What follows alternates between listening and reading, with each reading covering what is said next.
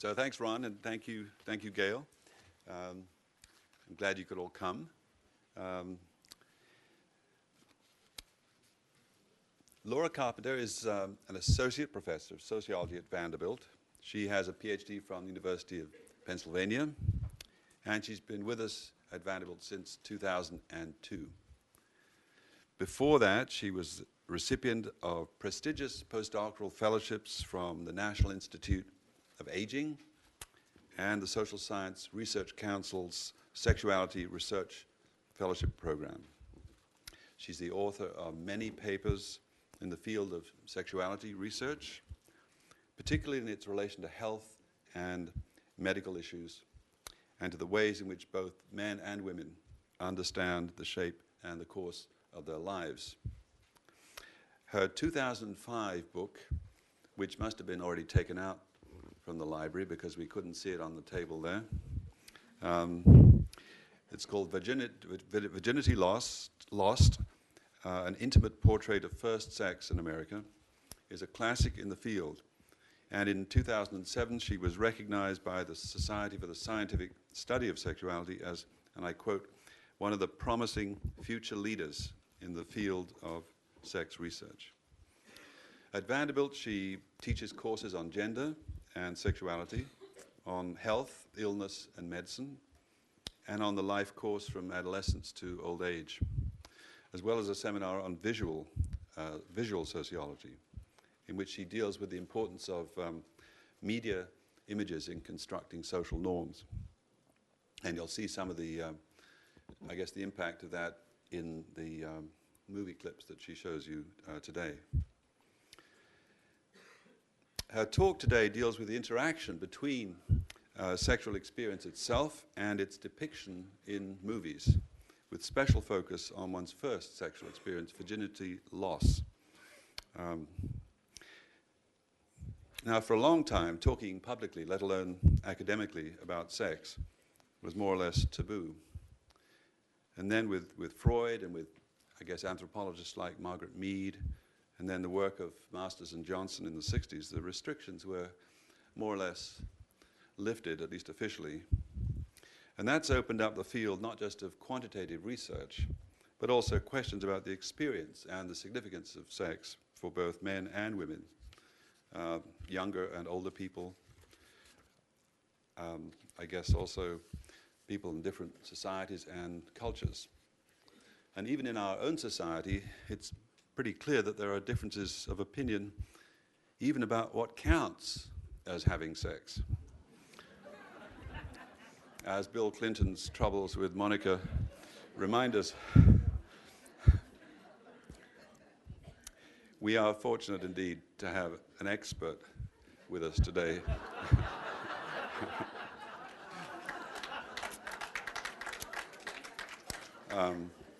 An academic expert.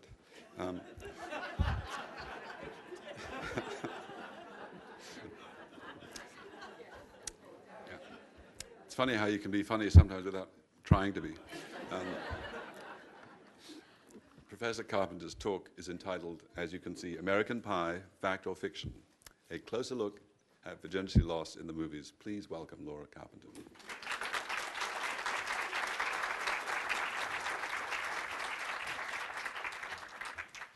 Hold on to your hats, folks. Well, thank you, David, for that glowing introduction, and thanks to the library for inviting me here, and thank you all for being here today.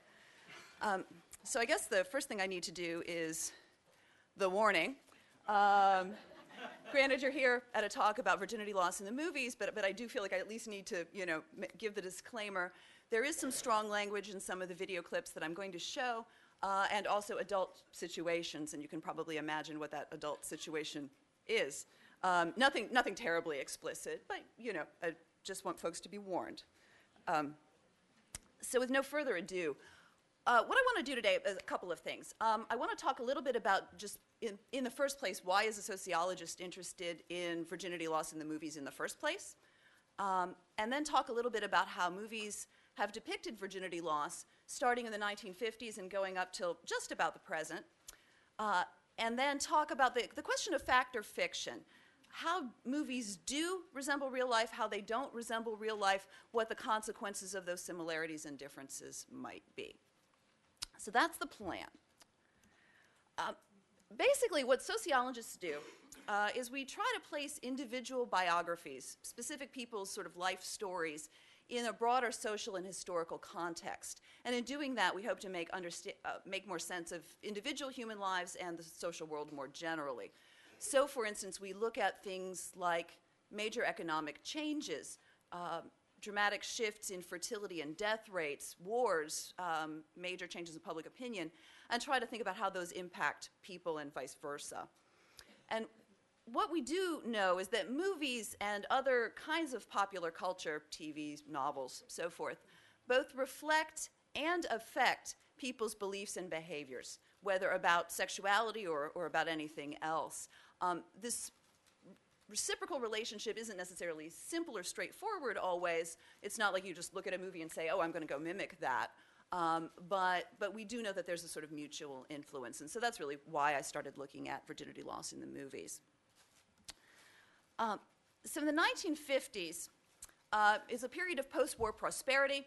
It's a time of unusually early marriages and high fertility. That's what we call the baby boom. The sexual double standard was quite pronounced. In other words, quite different sexual behaviors or morality was expected of women than of men, and women were expected to be quite a bit more restrictive in their sexuality. Premarital sex was not necessarily uncommon, but it was generally kept pretty secret. Sort of David alluded to a little bit of that secrecy. And generally, at least for women, occurred in the context of a future spouse relationship. For instance, women might lose their virginity with somebody they were engaged to and kind of be quiet about it, though, of course, that was not universally true. Even though, at the same time, we really see some of the seeds of change or discontent in the 50s and early 60s, the Kinsey reports come out in 1947 and 1953. And if people didn't think that people were having sex before that, the Kinsey reports certainly proved that they were. Playboy debuts in 1957. And, of course, it's the time of the Beat generation. Jack Kerouac, Diane DePrima, Allen Ginsberg, a lot of people doing all sorts of, living their lives in unconventional ways and not keeping a secret about it. So that's going on at all of these things at the same time. And the 1950s are really when we see the first teen movies, with Rebel Without a Cause being probably the most famous one, but there are many, many others. So I'd like to show you a clip from a young adult, I should say, it's set in college, film Where the Boys Are, which was made in 1960, which discusses virginity and its loss.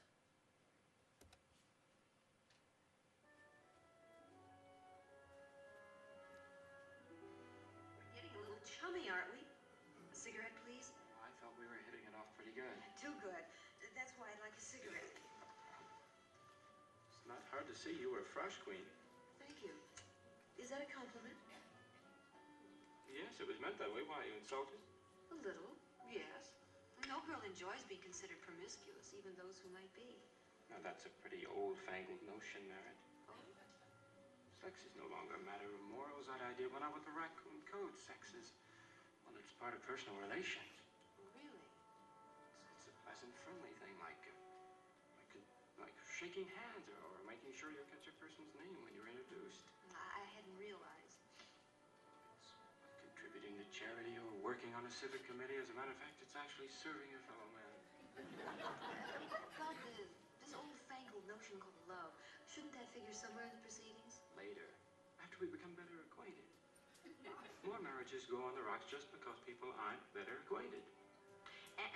It's talk like this that may get me bounced out of school next week. It's nice to know we agree on something. Isn't it? Well, let's see if we can agree on what time you take me home. You mean now? Now.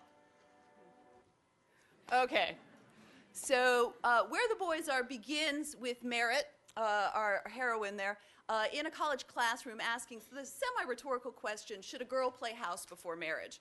In other words, is sex before marriage appropriate? And the film, as the plot unfolds, we have 4 young women who are spending their spring break from college in Fort Lauderdale, Florida. And the plot unfolds such that the viewer gets the very strong impression that women who avoid premarital sex, like merit, are rewarded with the love of worthy men. In this context, that generally means marriageable men. The men in the film are already assumed to be sexually active, non-virgin. And the one woman character who could be seen to be making poor choices about sexuality, in fact, she loses her virginity when she's drunk. She's abandoned, she is raped by a different man, and then she attempts suicide because she's, quote, ruined for nice boys now. So very dramatic contrast between sort of good girls, bad girls, and between men and women in terms of the way virginity and virginity loss are depicted. 7-8 years later, very shortly thereafter, things have really started to change. The youth counterculture is in full swing. Very effective contraceptives were developed and became widely available in the 60s, speaking particularly of the pill and the IUD. People were delaying marriage and childbearing, note relationship to advent of effective contraceptives. And the second wave feminist movement is underway, which is really in many ways encouraging women to start thinking about, well, you know, if guys have all this sexual freedom, shouldn't we? It's also a time of what some sociologists have called the rise of premarital sex. In other words, sex before marriage, but with people that you don't expect ultimately to marry. And so I have a couple clips from films that are from this period, both of them from the early 80s, which is a time of many teen movies. The first clip is from Fast Times at Ridgemont High. Can I show you this? He gave me his card. Ron Johnson, audio consultant. Maybe we should, like, get a frame for this and put it up on the wall. Come on, Linda. You're the one who told me I was going to get a boyfriend at the mall. Do you think he'll call this week? Stace, why don't you just call him? I can't. Yes, you can. Guys love that sort of thing. Really? Yes. Stacy, what are you waiting for? You're 15 years old. I did it when I was 13. It's no huge thing. It's just sex. He was hot, wasn't he? If I didn't have a fiancé in Chicago, I'd go for it. Okay, so there's one, I mean, you see rather a dramatic change, yes? Here's another version which speaks a little bit more to virginity and virginity loss among young men from the John Hughes film 16 Candles. Would you feel better if you knew one of my secrets? Don't gross me out. No, we're not talking gross here. No, it's just embarrassing.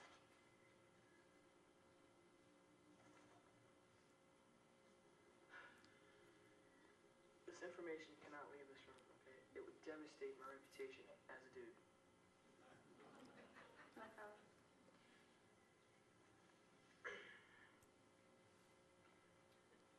I've never bagged a babe. I'm not a stud. I got the rep in 6th grade, and then, like, I got stuck with me. Just gone home. Look, I appreciate you not laughing at me, okay? It's all right. It's not what I meant. I meant...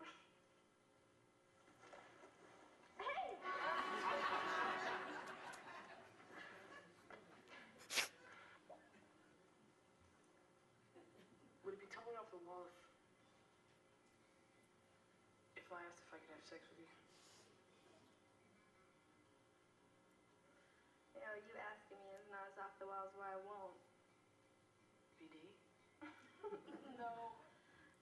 I'm sort of saving myself. It's really stupid. He doesn't even know I exist. Oh. Jake Ryan. You like Jake? Okay, and it goes on. So by this next period, the question has shifted from should a girl play house to what are you waiting for? It's just sex. And we've also shifted from a college setting to high school settings for the sort of typical context of virginity loss. You see men and women both eager to lose their virginity, although women are depicted as happier if they have sex in the context of a love relationship. Hence, Sam in 16 Candles is waiting for the fabulous Jake Ryan. Stacy in Fast Times at Ridgemont High, we see through the course of that film her having a number of very negative experiences, painful first sex, an unintended pregnancy from a second sexual partner. Ultimately, she sort of concludes towards the end of the film, anyone can have sex, I want a relationship, I want romance. So there's certainly different context posed for women and for men. Many men in these movies claim to have more sexual experience than they have. The geek from 16 Candles, as an example. Even at the same time as some men do prefer to link sex with love. One of the characters in Fast Times at Ridgemont High, Mark Ratner, who is desperately in love with Stacy, would be an example of that. By the mid to late 1980s, another major round of changes are really afoot. For one thing, the HIV/AIDS epidemic really dramatically changed the way people in the U.S. and pretty much the world over think about sex and sexuality. In particular, brought a lot more, made people much more willing to talk about sex openly, and also changed sort of the stakes of what was involved with having sex. The gay, lesbian, and bisexual transgender communities are becoming much more visible and prominent in this period. At the same time, there's a resurgence of moral conservatism. These are the Reagan years, in fact. There's a backlash against feminism, but there's also the emergence of the third wave of feminism. And so you get this sort of contradictory sexual culture. Old beliefs and behaviors persist, and new ones are emerging, and it's just sort of, it's all there at the same time. And I think this is something that also David alluded to, that there's really many ways to think about sexuality and virginity loss in this period. In practical terms, one of the shifts that we see is that ages at first sex, which had been declining, actually plateau. And that's mostly due to changes among young men, who in fact were becoming a little bit more restrictive in their sexual behavior, largely in response to HIV. Two film clips to demonstrate some changes from this period. The first from the independent film Chasing Amy. I've never really been attracted to men. So you're still a virgin? No. But you've only been with girls. So you're saying a person is a virgin until they've had intercourse with a member of the opposite sex? Isn't that the standard definition? Again, with your standards. I think virginity is lost when you make love for the first time. With a member of the opposite sex? Why? Why only Because that? that's the standard. What do we tell you? So if a virgin is raped, then she's still a virgin. No, of course not. But rape is not the standard. So she's had sex, but not the standard idea of sex. Hence, according to your definition, she'd still be a virgin. Okay, fine. I'll revise. Virginity is lost when the hymen is broken. Well, then I lost my virginity at 10. Really? Because, see, I fell on a fence post when I was 10, and it broke my hymen. Okay. Second revision. Virginity is lost through penetration. Physical penetration or emotional? Emotional penetration. Well, I fell in love hard with Caitlin Bree when we were in high school. Physical penetration. We had sex. Yeah, but not real sex. I moved to have that remark stricken from the record on account of it makes you come off as completely naive and infantile. Well, where's the penetration in lesbian sex? Okay. So, our next round of changes. Certainly as a result of gay and lesbian activism and as a result of feminism, questions about the definition of virginity loss are really made explicit in this time period. Is it virginity loss with a same-sex partner? Is rape or coerced sex, does that result in virginity loss, or is it actually violence and not sex, and so it doesn't count? Is emotional penetration, as Amy says, equivalent to physical, and under what conditions and why? And I want to point out, this will be my little public service moment for the day, if you sort of read newspapers, watch TV, you get the idea that the idea of technical virginity, in other words, doing everything but having sex and you're still a virgin, is something that has been invented by teenagers right now. In fact, this notion goes back to the 1920s. And in a number of campus novels, actually the term technical virginity is used to refer to people who will do everything but, although the content of everything but changes a bit over time. But this idea is quite an old idea, and practice has been around a long time.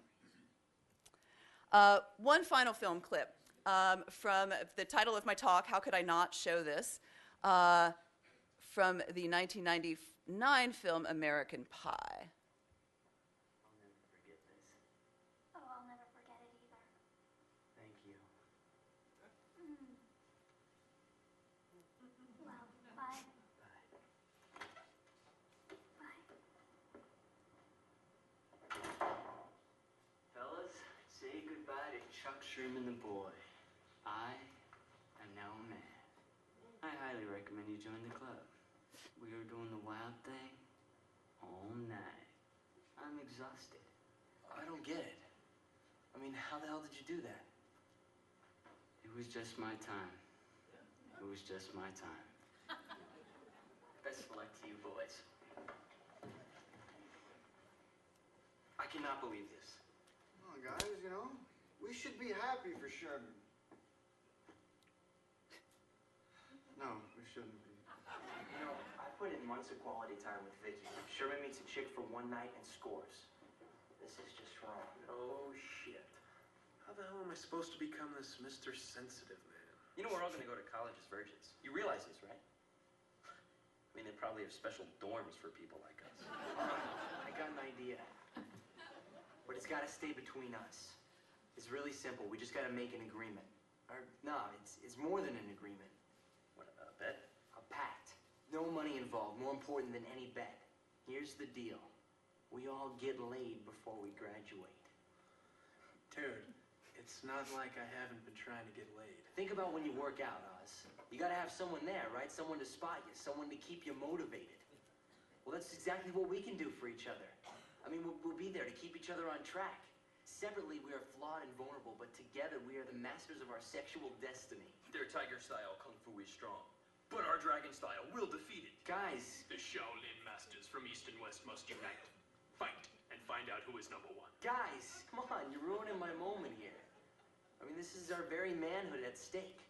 We must make a stand here and now. No longer will our penises remain flaccid and unused. We will fight for every man out there who isn't getting laid and should be. This is our day. This is our time. And by God, we will not stand by and watch history condemn us into celibacy. Amen. I like that. Yes, we will make a stand.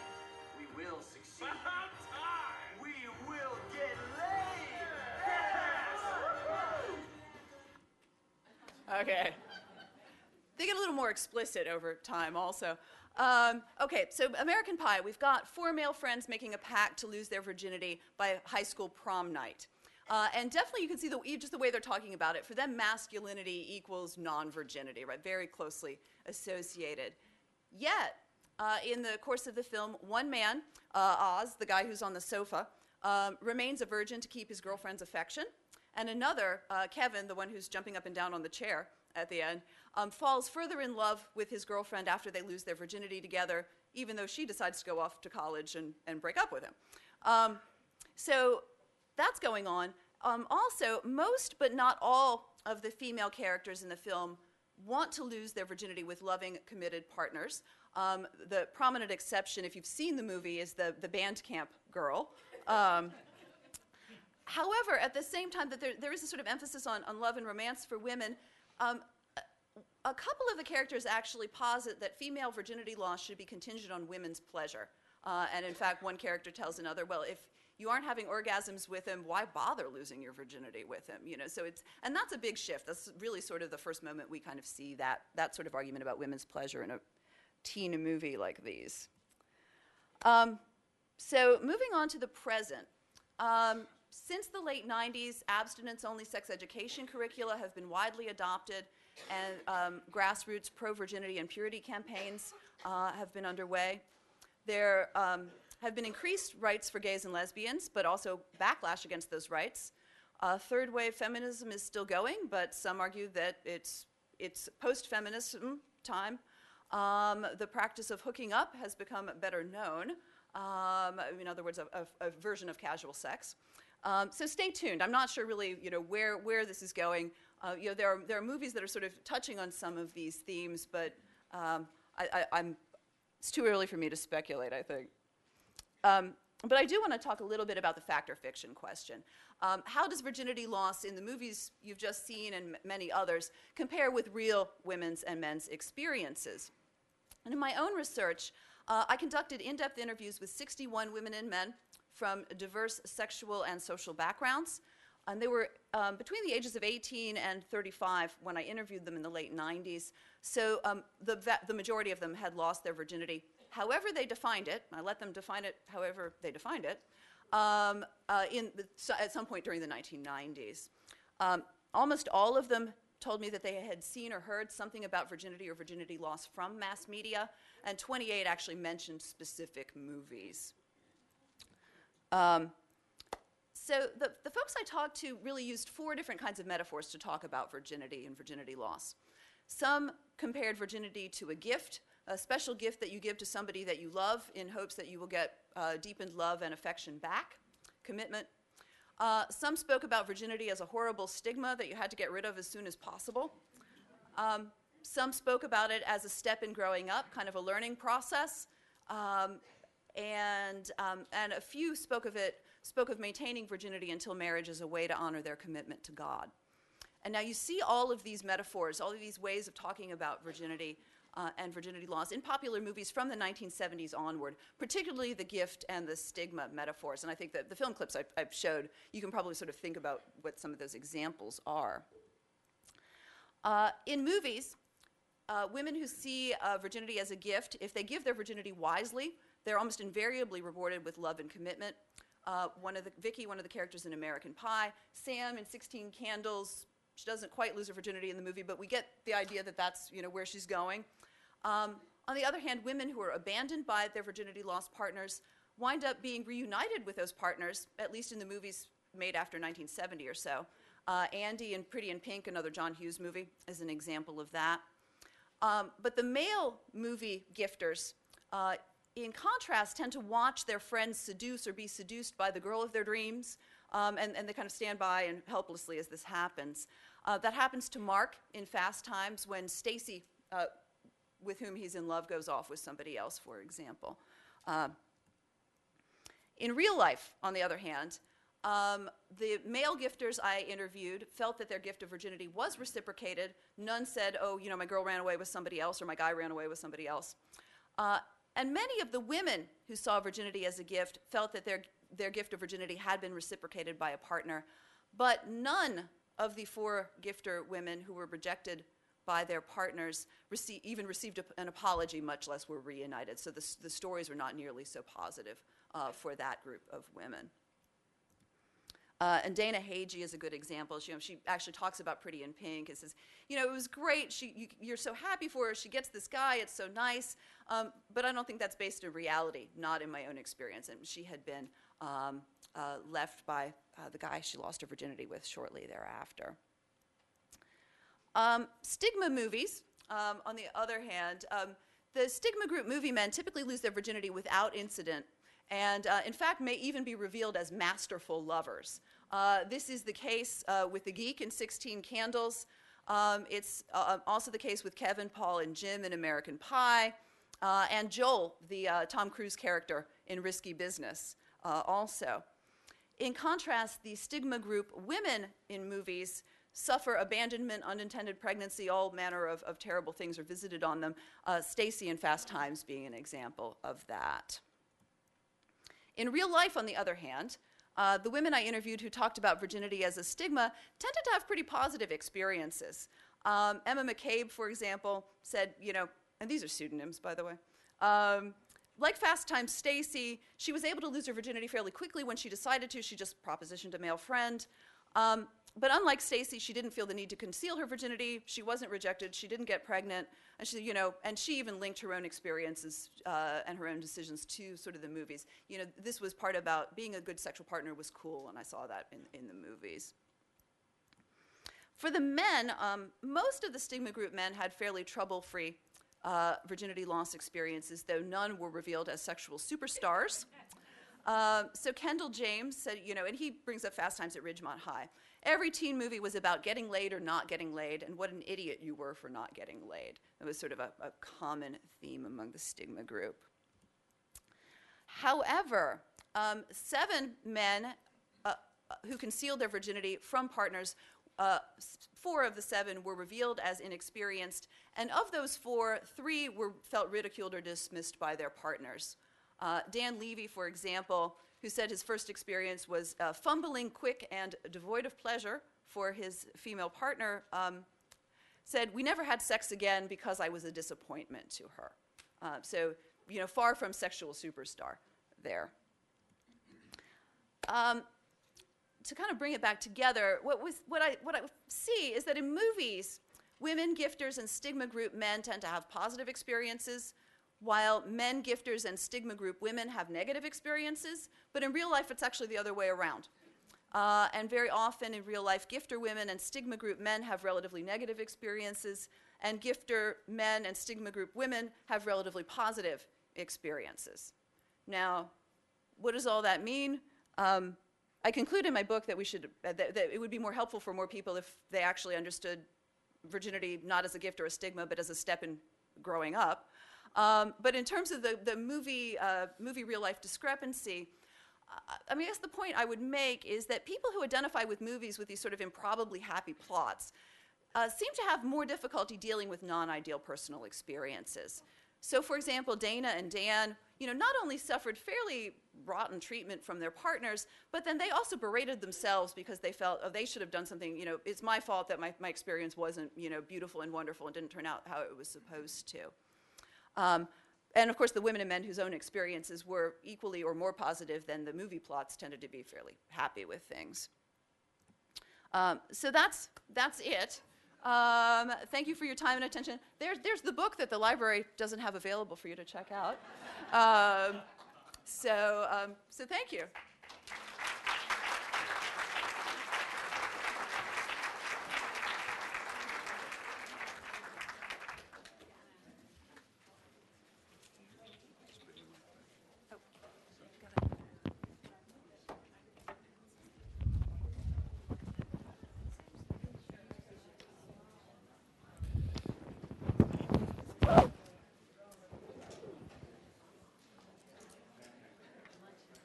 Okay, well, thank you so much. I'm just going to ask a couple of questions, and then we'll turn open the conversation to the floor.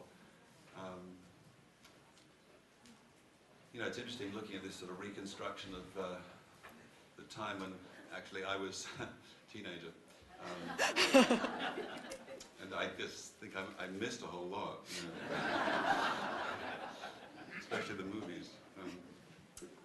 You can check those movies out at the library. Yes, do in fact see if this library has some of these movies available, and might be worth watching them, catch up. So I've got a couple of questions.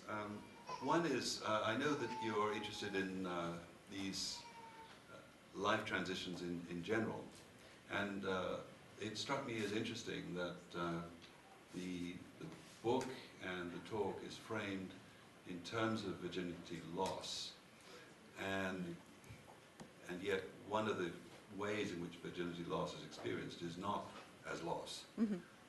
So you've got the overarching umbrella of loss, and then these more positive ways of thinking about it. And I'm wondering if that is mirrored in other transitions. I mean, I'm thinking, you know, is puberty a loss or a gain, or is it like losing your innocence or opening up, you know, manhood? Is menopause a loss or a gain? Yeah. Is adulthood, you know, again, you lose something and you gain maturity. I mean, I'm just wondering whether this whole idea of loss and something positive is how much that reappears in these other sort of life transitions, or whether it's a specifically sensitive issue around virginity. Good question. Which mic am I using? Is it this one? Okay. I mean, that's a great question. And I actually have to say, I wrestled a lot with whether or not to talk about virginity loss or to ask people about first sex or what kind of even words I would use. Because I actually don't like the implication that it's always about loss or just about loss. And certainly many of the stories that people told me suggested that there were things, in fact, gained. On the other hand, virginity loss is the term we use in our culture, and when you say it, people, I would say they know what you mean, or at least they have a certain definition that they mean when they hear you say that. And so I decided to stick with a term that people use in the culture, even though I think it's a little problematic. Certainly in terms of, I think probably every major life transition actually does have elements of loss and gain. Right? You're moving, the early anthropologist Arnold von Gennep talked about life transitions as though you were moving from room to room. You open one door, you walk down a corridor, you open the door and close the door into the next room. So you lose, so for instance with menopause, you lose the capacity for fertility, but you gain actually the freedom from having to worry about getting pregnant. I mean, you could think of a variety of examples like that. Many of us would probably never, ever, ever want to be an elementary school student again. And yet, you lose childhood innocence and freedom, but on the other hand, man, it's actually rough being a kid. So I think probably all life transitions have those elements. I guess the idea of heaven would make death into a positive experience, or could potentially. Oh, potentially, yeah, and certainly in religions where reincarnation is part of the package. If you're doing right, at least it'll get better. Right. Yeah. So you said that you use the expression virginity lost because that's sort of standard in our culture. Mm-hmm. And the obvious question is, well, what about other cultures? And your period is pretty much from the 50s to now, with little bits of flashback to the 20s.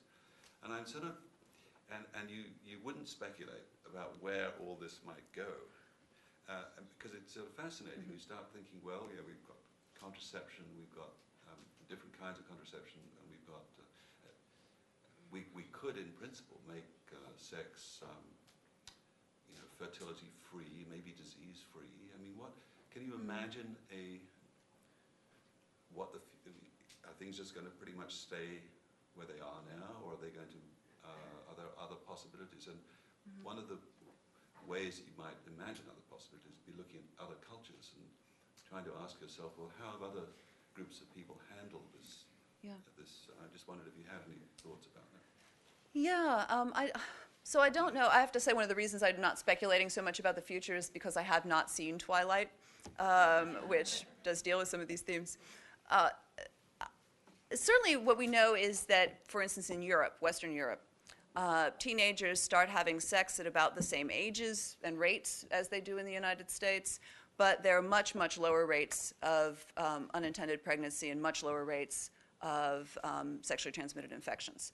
And that seems to be because of much, much better use of condoms and safer sex practices. So clearly there are other ways, other things that could happen. In terms of outside of sort of the Western European Anglo context, I'm not, I just don't know the research nearly as well. Certainly a number of very traditional cultures, you might think about Egypt or Turkey, that are modernizing rapidly, are confronting issues where, younger generation people are having sex and their parents think they shouldn't, and hymen reconstruction is not uncommon in some parts of the world. So that there are these sort of, tensions of societies change. I think right now in the United States, I mean, the sort of the main debate or the kind of core of the issue is that we don't agree, and we really don't agree. So you have sort of everything from, kids should have sex and experiment as long as they're safe, to people should only have sex in heterosexual marriages, period, and all of those voices are kind of duking it out on the American policy stage. So I think it's kind of hard to tell what's going to happen in those terms. Do you think then that the issue of, at least in this culture, of questions circulating around virginity loss are tied to questions about marriage? and about, because that was obviously a big theme in whether you treated it as a gift. For Yeah. example, you could gift it to your future husband or wife. Right. But if marriage became less of a norm, then that might itself change. Yeah. Well, and a marriage, in fact, is less of a norm. I mean, people are much more likely now to never marry than they used to be. Interesting. So I mean, certainly there's been, among the people that I interviewed, even the gifters were not talking about giving the gift of virginity in marriage. They were talking about giving the gift of virginity in a love relationship. And sort of marriage was not, oh, maybe that would be nice and ideal, but that's not going to happen, so now what? That said, that was 10 years ago, before the abstinence-only sex ed movement, which really very much stresses sex in heterosexual marriage only. I think that is having some effects. And I think I did this research mostly in the Northeast, in Pennsylvania and Washington, D.C. area, where sexual culture is a lot more permissive than it is in the South. And religion, particularly conservative Christian religion, just plays a much smaller role in everyday life. So I think the answer in different regions may also be somewhat different. Okay, well, let's see what questions we can collect from the floor here. Yeah. Yeah, thank you for that presentation. Very interesting. The question that you explore about how the movies are different from current practices struck me as pushing to the side, I think, another interesting question, which was the extent to which the movies influence current practices. And so, if we assume that what people see in the movies affects what they think is good or what's going to make them happy, I'm curious the extent to which you think that the differences we see in the movies are going to push sexual practices in a good direction or a bad direction if they're adopted. Yeah. Great question. So, I mean, I guess I would set aside the good or bad, because I think that's, many of us probably in this room have different ideas about what good or bad would be. Although I like that you're starting to see, much more often you see contraception and condoms and so forth talked about in movies. So I think that's good. Yeah, I suppose in the way I framed the talk, I do talk quite a bit more about sort of, well, this is what's going on in the social world, and here are movies sort of showing that happening. But it is also true that, people, our understandings about what we want to do and how we want to behave are shaped by media. They're also shaped by our parents and our friends and our teachers and our religious institutions, and there are myriad forces going on there. If I had forever to talk about this, when I interviewed people, and I've written a paper about this, they used the movies in a variety of ways. So some people would say, oh, I saw this, I saw 16 Candles and I wanted my first time to be just like, and some people would say, oh, such and such happened to me, and I remember Fast Times being exactly like it, but I hadn't seen it before my own experience. So people are using movies to make sense of their own lives in particular ways. I think and so this is why I would say, the relationship is not sort of, I just automatically mimic stuff that I see in movies. I interviewed plenty of people who said, oh, I saw Fast Times and I thought it was ridiculous. I think that there is this sort of cyclical process whereby, people see things and it opens up new possibilities anyway. I think Chasing Amy made a lot of people think oh, you could define this in a whole lot of different ways. Isn't that interesting? And then, if they're talking to young people or their own kids or friends' kids or whatever, they may frame, oh, rape, not virginity loss. So you might see some changes like that. It's one of the hardest things I tried to do, and it proved nearly impossible, was to sort of pin people down to where did you learn about this stuff? Because people are learning about it everywhere. So it's very hard to isolate. This lady over here.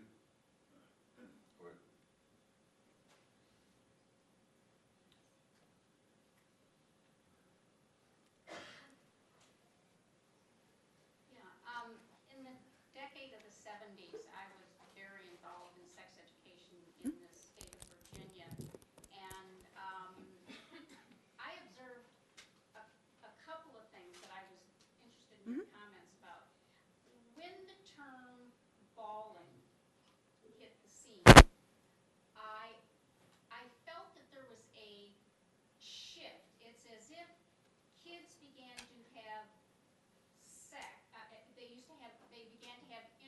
One of the things that they lost was that big period of time of negotiation around having sex. And yet that periods of negotiation around having intercourse took place over a period of time, and they learned more about talking with each other. But that was at a time when there was very little information. Kind of bawling came, and intercourse happened quickly without a whole lot of talk and less understanding of each other, and yet there was kind of more information available. In the end, however, what I saw was that the biggest problem was not sex per se, but it's intimacy. The intimacy remains more of the issue than whether or not you've had sex. It's much harder to be intimate with a person sometimes than actually to have the physical act of sex. And I'm wondering if you could comment on that. That's just yeah. an observation during that time. Yeah, no, well, I think you make a great point that sort of as sex became at least more common and to some extent more acceptable for young people, this sort of long period of fooling around and learning to fool around and practicing. And learning about their bodies, and I mean, in a yeah. kind of a scary way, but nonetheless, it felt more developmental. Yeah, well, and I think, and as you said, learning to talk about it, because there's something to talk about or negotiate.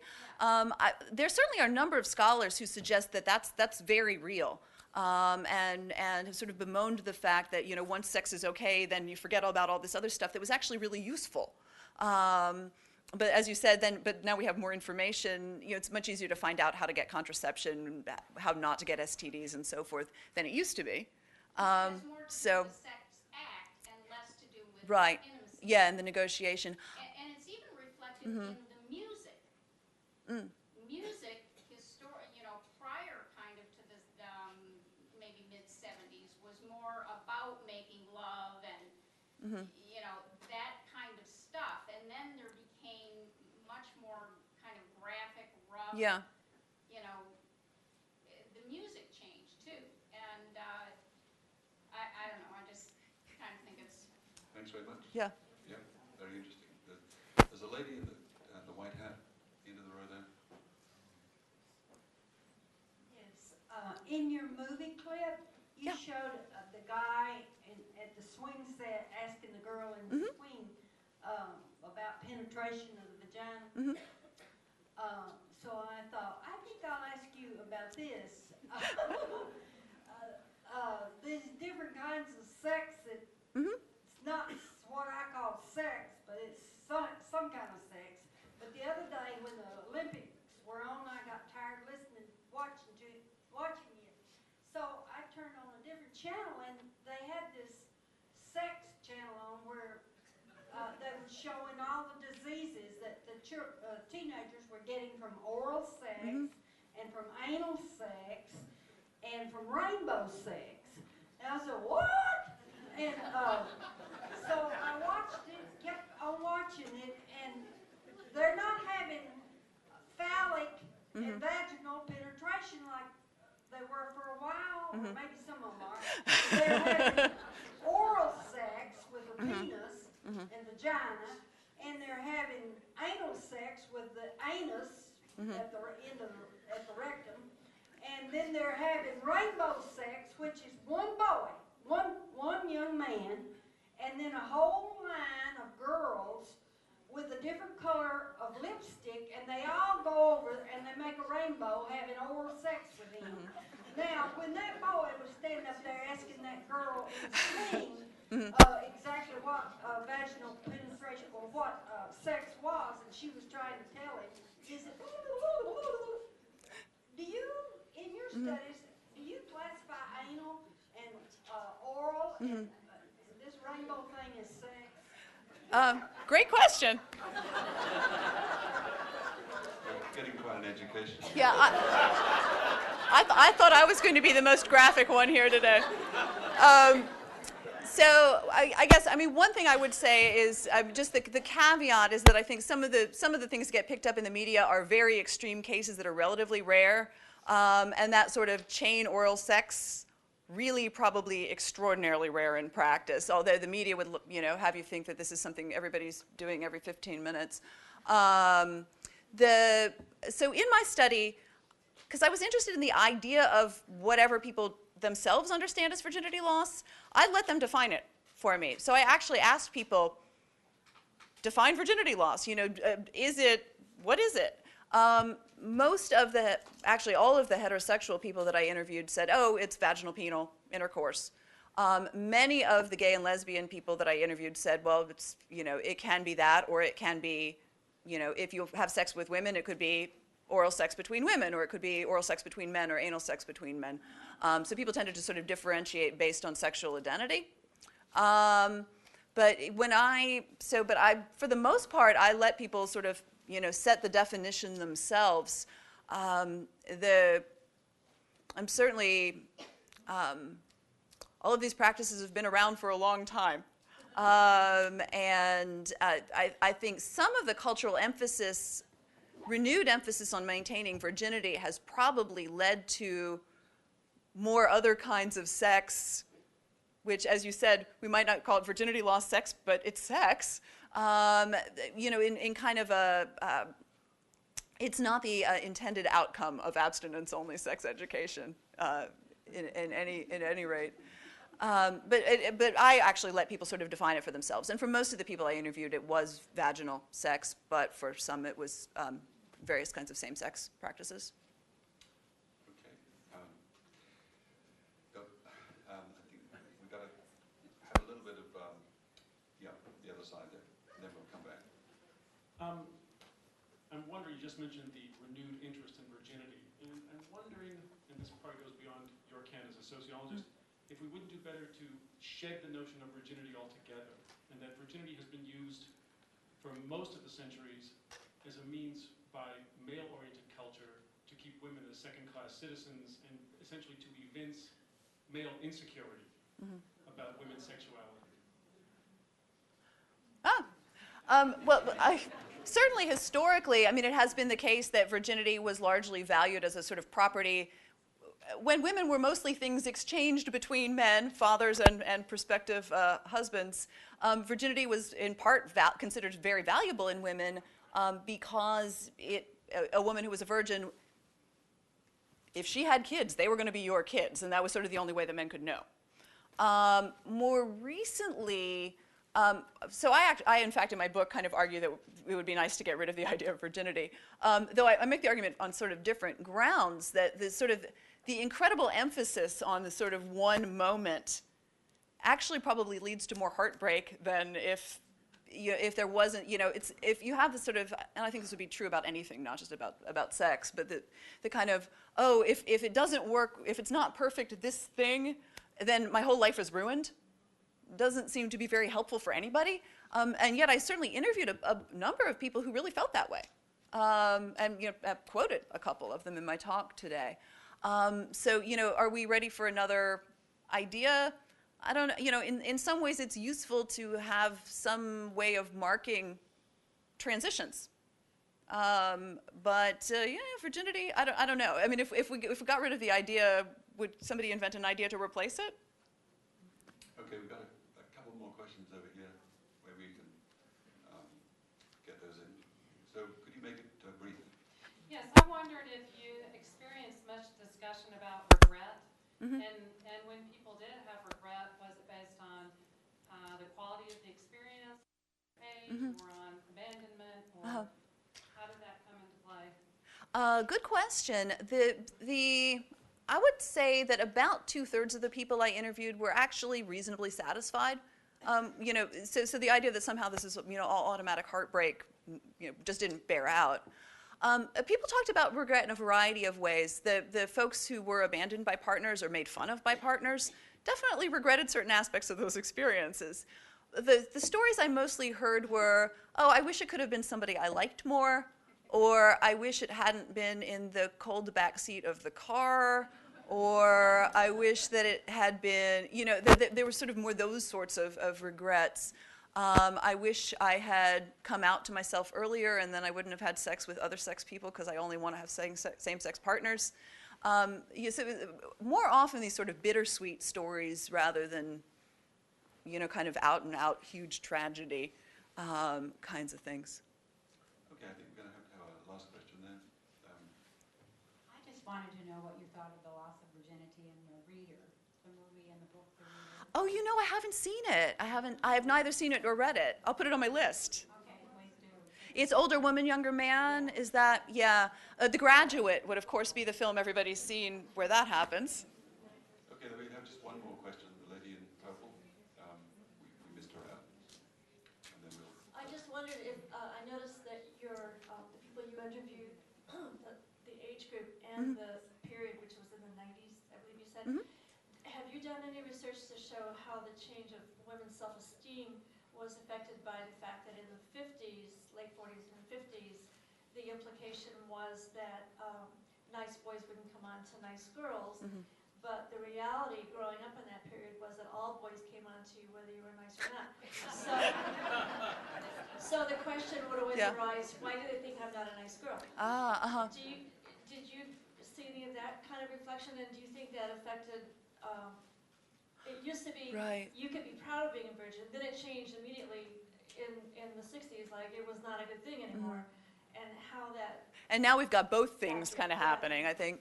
That's a good question. The thing that I noticed was more, I mean, I did interview one woman who sort of said, you know, my parents told me that every man would try to have sex with me, and none of them are, so there must be something wrong with me. So, you know, flips it around, right? But I think, yeah, the sort of these expectations and what does this mean about me that I'm an object or not an object of you know, people's efforts.